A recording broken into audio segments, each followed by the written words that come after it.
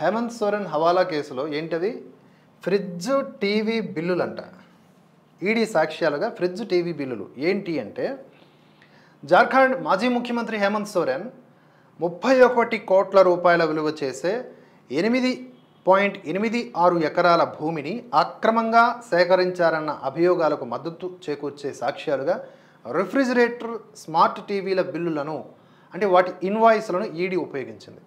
రాంచీకి చెందినటువంటి 2 డీలర్ల నుంచి వీటిని సేకరించిన దర్యాప్తు సంస్థ హేమంత్తో పాటుగా మరో 4 వ్యతిరేకంగా గత నెల తాము కోర్టులో సమర్పించిన ఛార్జ్షీట్కు ఆ బిల్లులను జత చేసింది.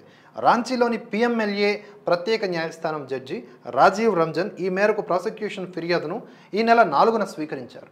జార్ఖండ్ ముఖ్యమంత్రిగా ఉన్న హేమంత్ సోరెన్ను పిఎంఎల్ఏ కేసుకు అనుబంధంగా గుర్తించిన భూ ఆక్రమణ అభియోగాలతో జనవరి 31న ఈడీ అరెస్టు చేసిన విషయం తెలిసిందే.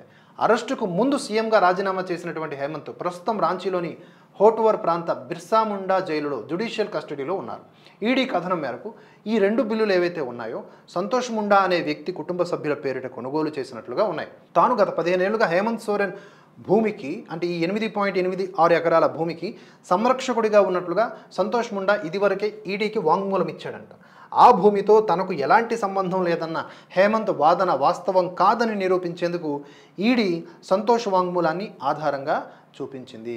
కాబట్టి కాదేది ఆధారాలకు అనర్హం. చిన్న తీగలాగితే డొంక మొత్తం కదులుద్ది అంటారు కదా, అది ఇది.